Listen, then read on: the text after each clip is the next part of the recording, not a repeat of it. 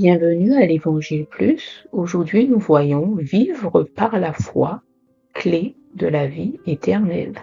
Nous avons été sauvés par grâce au moyen de la foi. C'est ce même moyen que Dieu recherche en chacun de ses enfants afin qu'ils mûrissent et le servent dans son royaume.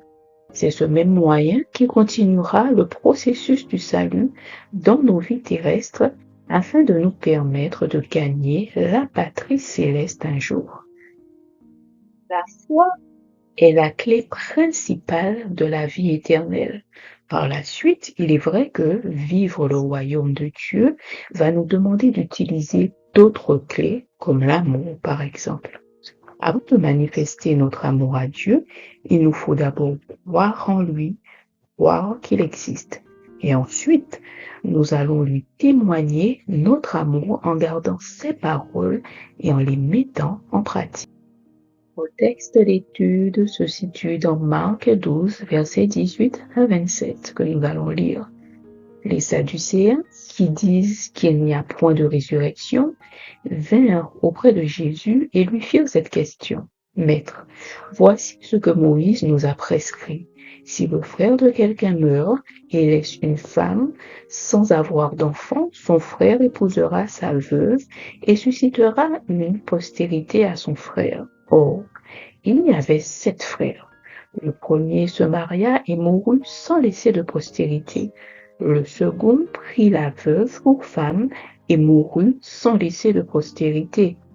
Il en fut de même du troisième, et aucun des 7 ne laissa de postérité.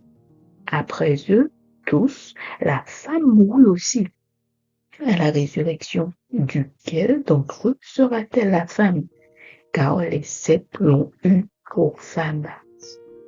Jésus leur répondit, n'êtes-vous pas dans l'erreur? Parce que vous ne comprenez ni les Écritures, ni la puissance de Dieu. Car à la résurrection des morts, les hommes ne prendront point de femmes, ni les femmes de mari, mais ils seront comme les anges dans les cieux. Pour ce qui est de la résurrection des morts, n'avez-vous pas lu dans le livre de Moïse ce que Dieu lui dit à propos du buisson? Je suis le Dieu d'Abraham, le Dieu d'Isaac et le Dieu de Jacob.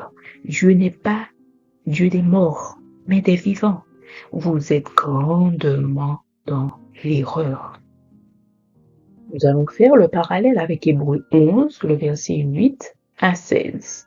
C'est par la foi qu'Abraham, lors de sa vocation, obéit et partit pour un lieu qu'il devait recevoir en héritage, et qu'il partit sans savoir où il allait. C'est par la foi qu'il vint s'établir dans la terre promise comme dans une terre étrangère, habitant sous des tentes, ainsi qu'Isaac et Jacob, les co-héritiers de la même promesse. Car il attendait la cité qui a de solides fondements, celle dont Dieu est l'architecte et le constructeur. C'est par la foi que Sarah elle-même, malgré son âge avancé, fut rendue capable d'avoir une postérité parce qu'elle crut à la fidélité de celui qui avait fait la promesse.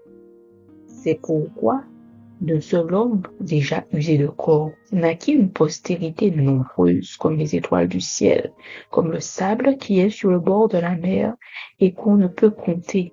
C'est dans la foi qu'ils sont tous morts, sans avoir obtenu les choses promises, mais ils les ont vues et saluées de loin, reconnaissant qu'ils étaient étrangers et voyageurs sur la terre. Ceux qui parlent ainsi montrent qu'ils cherchent une patrie. S'ils avaient eu en vue celle d'où ils étaient sortis, ils auraient eu le temps d'y retourner.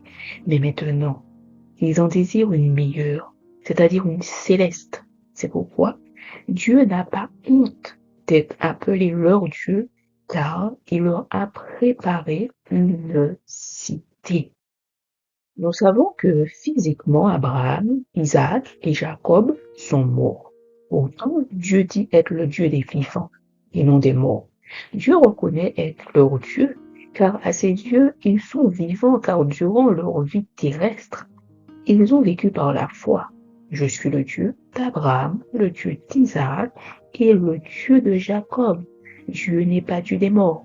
mais des vivants. Vous êtes grandement dans l'erreur.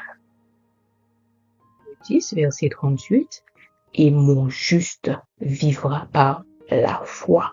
Mais s'il se retire, mon âme ne prend pas plaisir en lui. Autrement dit, mon juste, c'est par la foi qui va lui procurer la vie. Beaucoup d'enfants de Dieu meurent de manière prématurée par manque de foi. Cette foi est pour la vie terrestre et pour la vie céleste. En effet, quand nous donnons nos vies à Jésus, nous avons fait un pas dans la vie éternelle, selon qu'il est écrit dans Jean 3, verset 16, car Dieu a tant aimé le monde qu'il a donné son Fils unique, afin que quiconque croit en lui ne périsse point, mais qu'il ait la vie éternelle. Et pour bénéficier pleinement de la vie éternelle, il nous faut tout le long de notre pèlerinage sur terre vivre par la foi. La foi est comme notre oxygène. C'est pour cette raison qu'à plusieurs reprises, Jésus disait « Ta foi t'a sauvé ». Il y a une puissance dans la foi. N'êtes-vous pas dans l'erreur parce que vous ne comprenez ni les Écritures ni la puissance de Dieu? À la femme à la perte de sang, il a dit dans Marc 5, verset 34, mais Jésus lui dit « Ma fille, ta foi t'a sauvée, va en paix et sois guérie de ton mal. » À l'aveugle Bartimée, il a dit dans Marc 10, verset 52, et Jésus lui dit « Va, ta foi t'a sauvé. » Aussitôt il recouvra la vue et suivit Jésus dans le chemin.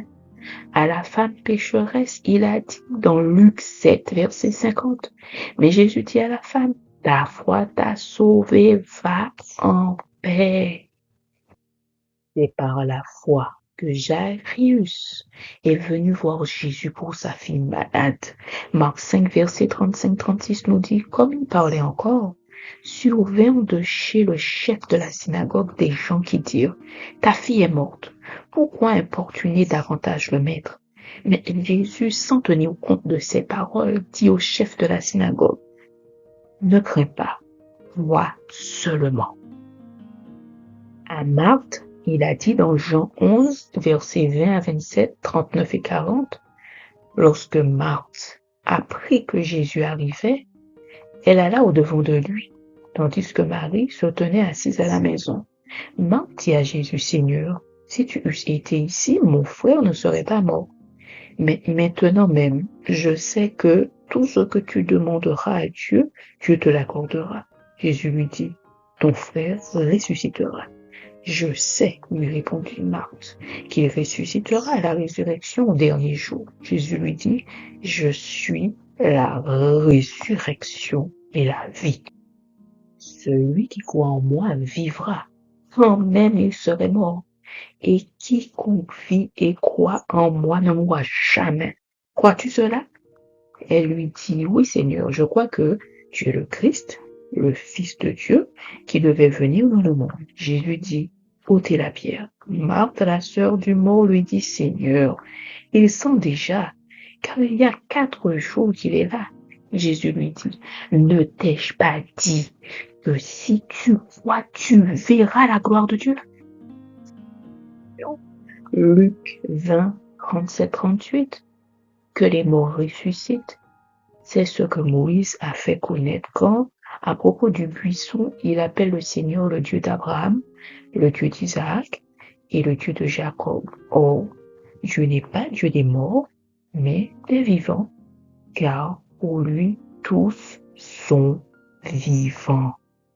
Comme des patriarches, il ne leur était pas demandé d'accepter Jésus comme leur sauveur personnel. Ils n'avaient même pas encore la loi.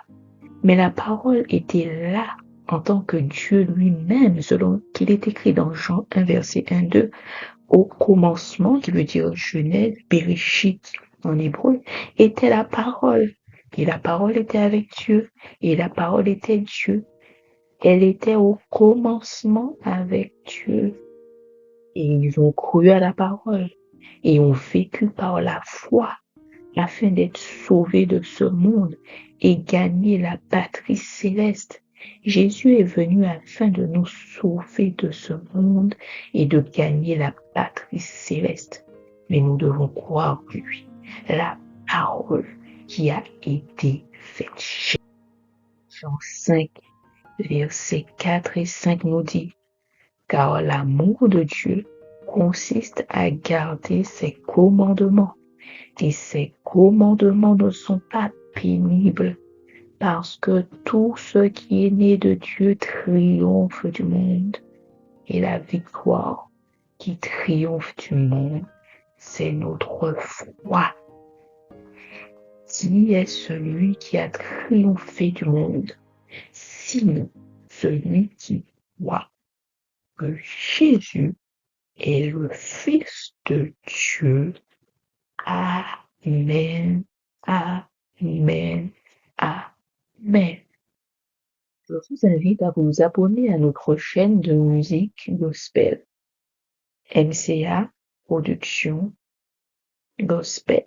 Vous trouverez le lien en description et je vous dis à bientôt.